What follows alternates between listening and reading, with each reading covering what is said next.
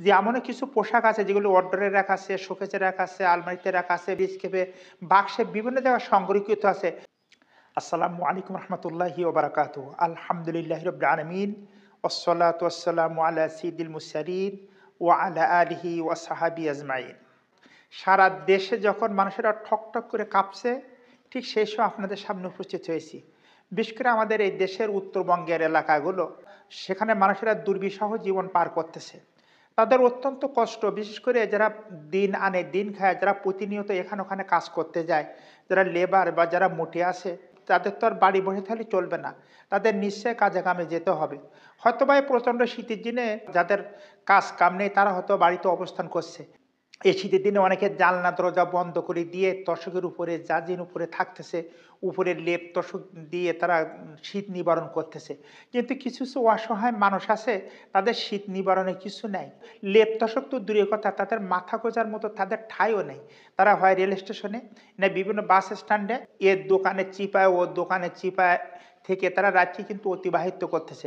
তাদের গায়ে তেমন ধরনের কিছু নাই, হয়তো বা একটু নিম্নমানের একটু পোশাক আছে, তাতে কখনো শীত নিবারণ হওয়ার কথা নয়। অনেক মানুষ এমন আছে সারাদিন কোথাও ঠিক মতন কাজ পায়নি, হয়তোবা তারা পেট ভরে দুটো খেতে পারেনি, বা তাদের সংসারে খাওয়ার জন্য তেমন ব্যবস্থা করতে পারেনি।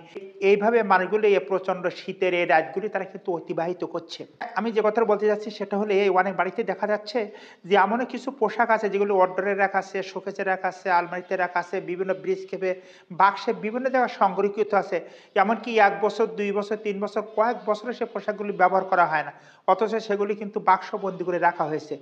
যে তার থেকে কিছু পোশাক এই গরিব অসহায় মানুষের মাঝে যদি বিতরণ করা যেত, তাহলে তারা কিন্তু শীতটা নিবারণ করতে পারত।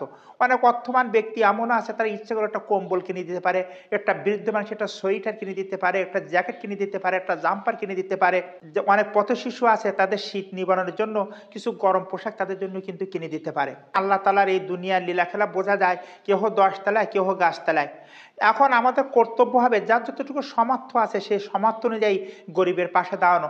আর যে পোশাকগুলি আমাদের বাড়িতে সংরক্ষিত আছে, যে পোশাকগুলি আদৌ আমাদের কাজে লাগতেছে না, ওই পরে লাগবে করে হয়তোবা সেগুলি কি হচ্ছে, অনেকদিন অতিবাহিত হয়ে যাচ্ছে, ওল্ড মডেল হয়ে যাচ্ছে। সে পোশাকটা পরবর্তীতে আর যখন ছেলেদেরকে মেয়েদেরকে যখন দেওয়া হচ্ছে, তখন তারা বলছে এই ওল্ড মডেল কি এখন চলবে না।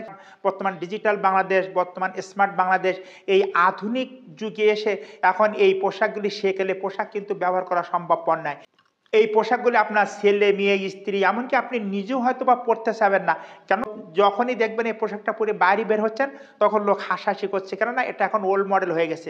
যারা সামর্থ্যবান ব্যক্তি আছে তাদের উচিত হবে একটা কম্বল, একটা সোয়েটার, একটা জ্যাকেট, যে যতটুকু পারে সে ততটুকু শীত নিবারণের জন্য। যারা বৃদ্ধ মানুষ, অনেক অসুস্থ ব্যক্তি আছে, তারা ঠিকমতো খেতে পারছে না, তাদের ঠিকমতো ঔষধের ব্যবস্থা নেই, সেই সাথে শীত কিন্তু তাদেরকে পার ছাড়ছে না। এখন যদি কিছু মানুষ যদি তাদেরকে সোয়েটার, চাদর, কম্বল ইত্যাদি কিছু গরম পোশাক কিনে দেয়, তাহলে কিন্তু তারা দিনকে সুন্দরভাবে অতিবাহিত করতে পারে। সম্মানীয় দর্শক শ্রোতা মণ্ডলী, এই ছিল আমাদের আজকের ভিডিওটা ভালো লাগলে লাইক দেবেন। পরবর্তী কোনো ভিডিওতে দেখা হবে ইনশাআল্লাহ। ততক্ষণ ভালো থাকুন, সুস্থ থাকুন। আল্লাহ হাফিজ।